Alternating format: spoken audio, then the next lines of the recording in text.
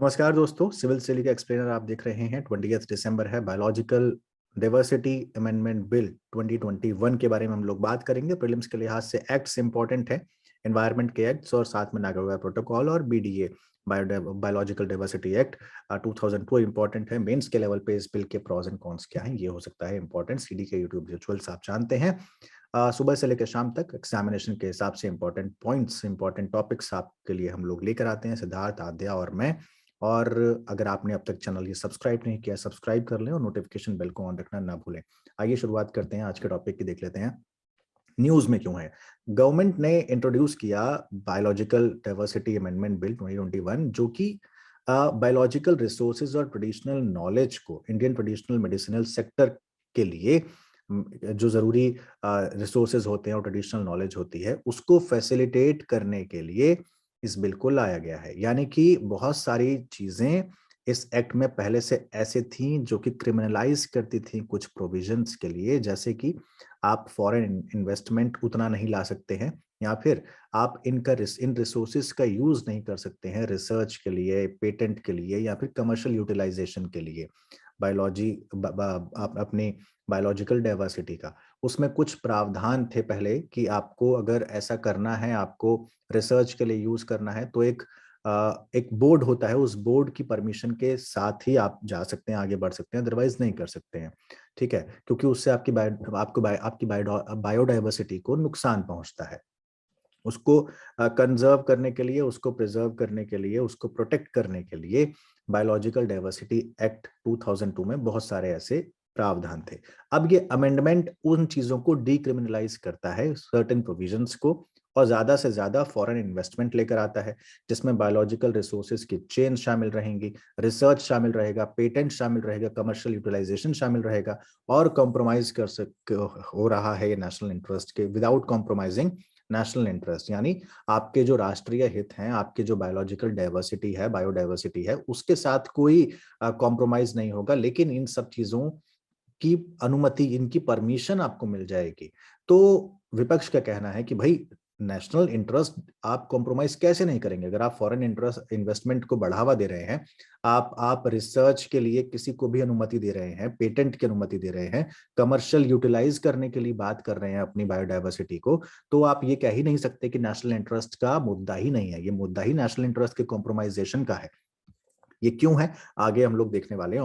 Opposition parties को बहुत सारे कंसर्न है इस पर, इसलिए हमारे लिए ये इंपॉर्टेंट हो जाता है, इंपॉर्टेंट। और अब इस बिल को पार्लियामेंट्री स्टैंडिंग कमेटी के पास रेफर करने की इसीलिए डिमांड हो रही है, ताकि इसके प्रॉज एंड कॉन्स देख लिए जाएं। अभी तक जो न्यूज में जितने प्रॉज एंड कॉन्स आए हैं और जो हमारी समझ से बनते हैं, उस पर हम लोग ये बात कर रहे हैं। सबसे पहले बीडीए 2002 देख लेते हैं, ये बायोडाइवर्सिटी एक्ट है क्या। तो 2002 में इनेक्ट हुआ था, fair and equitable sharing of the monetary benefit from the commercial use के लिए। यानी कि आप एक ऐसा इसको साझाकृत एक शेयरिंग करेंगे इसके मॉनेटरी बेनिफिट का, जो कि आपके आपके ट्रेडिशनल नॉलेज, कमर्शियल यूज से अगर कुछ बेनिफिट होता है तो आप उसको इक्विटेबल शेयरिंग करेंगे। उसकी इक्विटेबल शेयरिंग क्या होती है, मैं अभी आपको बताता हूं। The main intent of this legislation कि आप बायोडाइवर्सिटी को प्रोटेक्ट करेंगे, फॉरेन इंडिविजुअल्स के यूज से उसको बचाएंगे, और इसकी नॉलेज जो है, ट्रेडिशनल नॉलेज जो है, उसको आप बढ़ावा देंगे, लेकिन आप बायोलॉजिकल डाइवर्सिटी को नुकसान पहुंचाए बिना।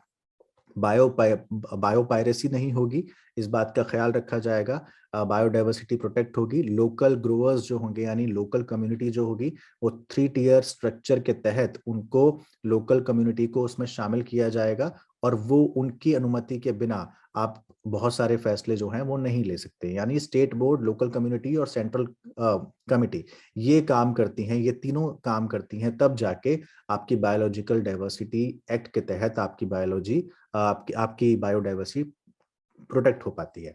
ये एक्ट प्रोवाइड करता है नेशनल बायोडाइवर्सिटी अथॉरिटी को, NBA, then state biodiversity boards को, देन बायोडाइवर्सिटी मैनेजमेंट कमिटीज को, जिसमें लोकल बॉडीज शामिल होती हैं। जो मैं लोकल कम्युनिटी और लोकल कमिटीज की बात कर रहा था, लोकल कम्युनिटी की बात मैं क्यों कर रहा था, क्योंकि अभी भी बहुत सारी जातियां, जनजातियां आपके जंगल में, आपके ऐसे इंटीरियर में निवास करती हैं, रहती हैं, जो कि बायोडाइवर्सिटी को उनसे खतरा नहीं होता है, लेकिन अगर अब बाहर का कोई आदमी आता है उनसे खतरा रहता है, क्योंकि उनका पूरा का पूरा जीवन लोकल कम्युनिटीज का, ट्राइबल्स का उन्हीं पर आधारित ही रहता है, उसी बायोडाइवर्सिटी पर ही आधारित रहता है। तो नेशनल बायोडाइवर्सिटी एक्ट जो है, इसको नेशनल बायोडाइवर्सिटी अथॉरिटी जो है, इसको सिविल कोर्ट की पावर भी मिली हुई है। तो प्रपोज अमेंडमेंट क्या है? प्रपोज अमेंडमेंट ये है कि प्रेशर रिड्यूस करेंगे वाइल्ड मेडिसिनल प्लांट्स का, जिसमें कल्टीवेशन हो सकता है, मेडिसिनल प्लांट आप उगाएं, और पहले इसकी मनाही थी, और अब बोल रहे हैं कि आप वाइल्ड मेडिसिनल प्लांट के प्रेशर आप कम करिए, और मेडिसिनल प्लांट जितने भी होंगे आप उनकी उगाही कीजिए, उसमें मनाही नहीं होगी, और हम इसको एनकरेज करेंगे ताकि इंडिया में मेडिसिनल प्लांट्स और मेडिसिनल हब इंडिया जो है वो बन सके। बायोलॉजिकल रिसोर्सेज शेयरिंग, इसमें आयुष प्रैक्टिशनर्स जो हैं, आयुष प्रैक्टिशनर्स को आप एक्सेस दें बायोलॉजिकल रिसोर्सेज और नॉलेज का, यानी वैद और हकीम जो होते हैं उनको आप प्रैक्टिस करने के लिए बायोडाइवर्सिटी बोर्ड्स से जो उनको परमिशन लेनी होती है, अब वो परमिशन उनको ना लेनी पड़े, वो सीधे जाके उन प्लांट्स पे जो है रिसर्च जाके कर सकते हैं, और दवाइयां बनाना और बाकी काम करना, रिसर्च करना, उनको उसकी इजाजत मिलनी चाहिए। अब यहाँ पर इसका विरोध हो रहा है, क्योंकि इस बहाने ये एक बहुत बड़ा लूप होल है कि आप आयुष प्रैक्टिशनर्स को कह रहे हैं कि आप जाके रिसर्च कर सकते हैं। अगर इस बहाने बहुत सारे ऐसी ताले खुल जाएंगे जिसके दरवाजे आपके बायोडाइवर्सिटी के लिए खतरा पैदा कर सकते हैं। रिसर्च प्रमोशन फैसिलिटेट करेगा, ये फास्ट ट्रैकिंग रिसर्च को सिंप्लीफाई करेगा, पेटेंट के प्रोसेस को। अभी पेटेंट का प्रोसेस जो है काफी डिफिकल्ट है, कई सूरतों से उसको होकर गुजरना पड़ता है, तो बोल रहे हैं हम सिंप्लीफाई कर देंगे। डिक्रिमिनलाइज करेंगे बहुत सारे ऑफेंसेस को। फॉरेन इन्वेस्टमेंट को ज्यादा से ज्यादा लाएंगे बायो रिसोर्सेज के लिए, रिसर्च के लिए, पेटेंट के लिए, जिसमें आपका नेशनल इंटरेस्ट जो है कॉम्प्रोमाइज नहीं होगा। अब इसकी जरूरत क्यों थी? ये तो अमेंडमेंट जो होने हैं 5-6 वो हैं, इसकी जरूरत क्यों थी? क्योंकि प्रोसेस सिंप्लीफाई करना था आयुष मेडिसिन के लिए, इंडस्ट्री के लिए, रिसर्च के लिए। गवर्नमेंट चाहती थी कि तमाम, जब हम सिंगल विंडो हम लोगों ने इकोनॉमी एक्टिविटी से लेकर हर जगह लेकर आ चुके हैं, तो यहाँ पर प्रोसेस को, जब आप इनकम टैक्स के प्रोसेस तक को आसान कर रहे हैं और उसको एप्स पर लेकर आ रहे हैं, तो यहाँ पर पेटेंट का प्रोसेस इतना डिफिकल्ट क्यों हो कि उसे कई चरणों से होकर गुजरना पड़े? तो सिंप्लीफाई कीजिए प्रोसेस को, फिर इजी इजी इजी कॉम्प्लायंस कीजिए, यानी कि कंड्यूसिव एनवायरनमेंट कोलैबोरेटिव रिसर्च और इन्वेस्टमेंट का जो है वो दिया जाए, और उसके बर्डन को कम किया जाए, और कॉम्प्लायंस मतलब रिड्यूस किया जाए कॉम्प्लायंस बर्डन को। एक्सेस और बेनिफिट शेयरिंग, सिंप्लीफाई करें पेटेंट प्रोसेस को, उसके स्कोप को एक्सेस करें और बेनिफिट दें उसका लोकल कम्युनिटीज के साथ। अब ये जो एक्सेस एंड बेनिफिट शेयरिंग है, ये क्या होता है, एक बार मैं आपको दिखा देता हूं।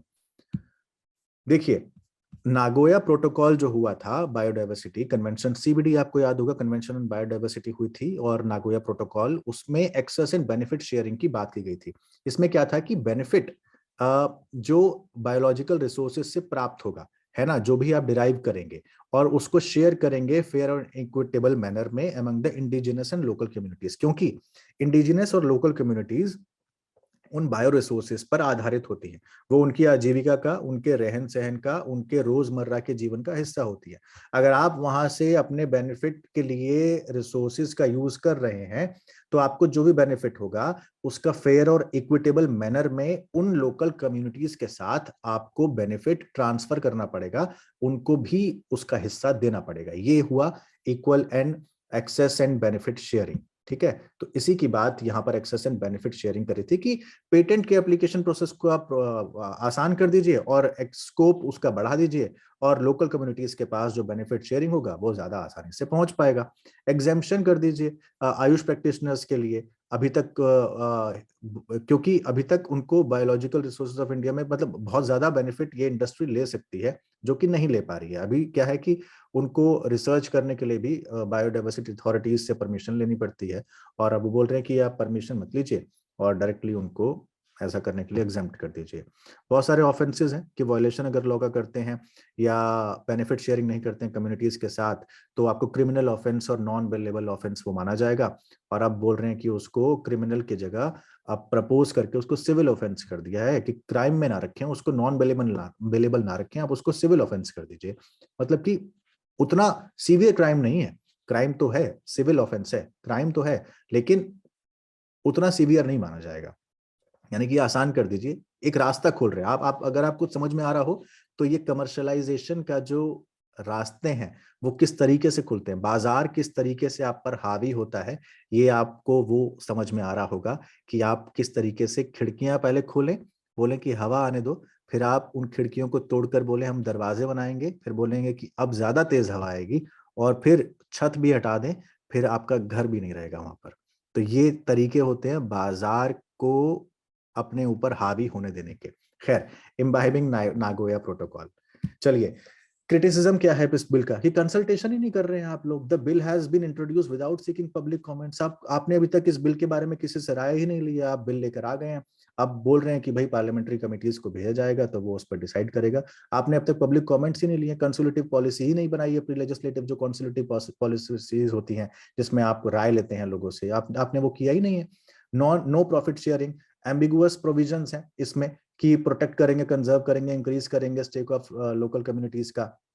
लेकिन जितना जिस हिसाब से इसमें फॉरेन इन्वेस्टमेंट होगा और तमाम चीजें आएंगी, ये तो उन लोकल कम्युनिटीज तक वो चीज पहुंचेगी या नहीं पहुंचेगी, ये तो कोई नहीं जानता है उस चीज को, क्योंकि लोकल कम्युनिटीज पूरे स्टेक पर लग जाएंगे। एक लेवल ऐसा आएगा जहां पर आप उन तमाम बायो रिसोर्सेज का यूज कर रहे होंगे जो लोकल कम्युनिटीज करती हैं, और फिर वो लोकल कम्युनिटीज आपके ऊपर निर्भर हो जाएंगी, है ना। तो ये तो सस्टेनेबल यूज नहीं हुआ उस चीज का।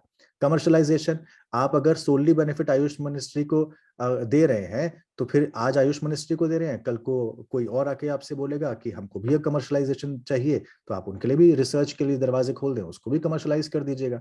Then loopholes to biopiracy bill, Ayush manufacturing companies को कहता है कि भाई आप कोई अप्रूवल नहीं लेंगे इस चीज के लिए, ये तो बायोपायरेसी का लूप होल है एक तरीके से, कि बायोपायरेसी होना बड़ा आसान हो जाएगा। बायो यूटिलाइजेशन को आप इग्नोर कर रहे हैं, कह रहे हैं कि कैरेक्टराइजेशन, इंसेंटिवाइजेशन और बायो ऐसे जो है वो कमर्शियल मोटिव्स के अंदर चले जाएंगे, और जो उसके नेचुरल रिसोर्सेज की जो यूटिलाइजेशन है वो खत्म हो जाएगी, और बायो यूटिलाइजेशन जो कि इंपॉर्टेंट एलिमेंट होता है किसी भी इस एक्ट का, वो इसका जो है वो इग्नोर हो जाएगा। यानी कि जैविक रूप से उसका प्रयोग ना करके आप उसका प्रयोग व्यावसायिक रूप से करना चाहते हैं। एक्सोटिक प्लांट कल्टीवेशन, आप एग्जेम्प्ट कर रहे हैं उन तमाम प्लांट्स को जो कि एक्सोटिक होते हैं। It is impossible to detect which plant are cultivated and which plant are from the wild, है ना। आप मेडिसिन के नाम पर आप तमाम प्लांट्स को एग्जेम्प्ट कर रहे हैं कल्टीवेट करने के लिए। तो मेडिसिन के नाम पर आज एक प्लांट एग्जेम्प्ट होगा, कल को 4 होंगे, फिर 400 होंगे। डी लाइसेंसिंग कर रहे हैं आप इसकी। The provision could allow large companies to evade the requirement for prior approval. आज आप आयुष को मना कर रहे हैं, आप कह रहे हैं प्रायर इन्फॉर्मेशन अप्रूवल नहीं लेना है, आप कह रहे हैं कि फॉरेन इन्वेस्टमेंट को हम धीरे धीरे करके लेकर आ रहे हैं, कल को आप डी लाइसेंसिंग कर देंगे इसकी, और बेनिफिट जो है लोकल कम्युनिटीज का वो पहुंचेगा ही नहीं उन तक। ठीक है, तो ये पूरा का पूरा एक तरीके का अमेंडमेंट था बिल में जो कि रखा गया है, जिस पर बात हो रही है, जिस पर विरोध हो रहा है, और जिस पर विचार होना भी चाहिए। इसमें लोकल कम्युनिटीज की से बहुत जरूरी है, उनका हिस्सेदार होना बहुत जरूरी है, आप उनको इग्नोर नहीं कर सकते हैं। कमर्शलाइजेशन एक लेवल तक अच्छी चीज होती है, लेकिन सब कुछ कमर्शलाइजेशन हो जाएगा तो उसका यूटिलाइजेशन फिर आपके ऊपर किस तरीके से आप उसे करेंगे, ये भी आपको सोचना है। फॉरेन इन्वेस्टमेंट जरूरी होता है, लेकिन क्या हर जगह जरूरी होता है, आपको ये भी सोचना पड़ेगा। और अगर होता है तो हाथ दोनों बराबर के होने चाहिए, है ना। एक हाथ बड़ा एक हाथ छोटा नहीं हो सकता है, ये भी याद रखिएगा। तो बराबरी के हक हो और बराबरी की से हो, सरकार की भी हो, लोकल कम्युनिटीज की भी हो, और जानकारों की भी हो। तो ये पूरी की पूरी बायोडाइवर्सिटी अमेंडमेंट बिल 2021 के बारे में था, जिसमें ये लोग लाना चाह रहे हैं बहुत सारी चीजों को, और डीक्रिमिनलाइज करना चाह रहे हैं उसको, सिविल ऑफेंस के तहत लाना चाह रहे हैं, दरवाजे खोलना चाह रहे हैं फॉरेन इन्वेस्टमेंट के, और रिसर्च के लिए कुछ कुछ चीजें खोलना चाह रहे हैं। तो ये पूरी की पूरी बातचीत थी, ये पूरी का पूरा मुद्दा था। आपको ये समझ में आया या नहीं, प्लीज मुझे कमेंट बॉक्स में ये बात जरूर बताइएगा। आप सिविल सिली का यूट्यूब चैनल देख रहे हैं, लाइक और सब्सक्राइब करना ना भूलें। पढ़ते रहिए, बहुत ख्याल रखिए, शुक्रिया। अब यूपीएससी की तैयारी के लिए दिल्ली या इलाहाबाद आने की जरूरत नहीं है, क्योंकि सिविल्स डेली कराने जा रहा है आपकी प्रिपरेशन सीडी यूट्यूब क्लासेस के माध्यम से। जहां हम लेकर आ रहे हैं डेली बेसिस पर करंट अफेयर्स और स्टैटिक पोर्शन के टॉपिक्स, प्रीलिम्स, मेंस और इंटरव्यू को मद्देनजर रखते हुए। तमाम वीडियो लेक्चर्स और मेंटरशिप गाइडेंस, वो भी बिल्कुल निशुल्क। हम अपना टाइम इन्वेस्ट करते हैं ताकि आप अपना कीमती वक्त सही जगह, सही डायरेक्शन में इस्तेमाल करें। Press the bell icon and subscribe to our channel to follow #CD Rituals.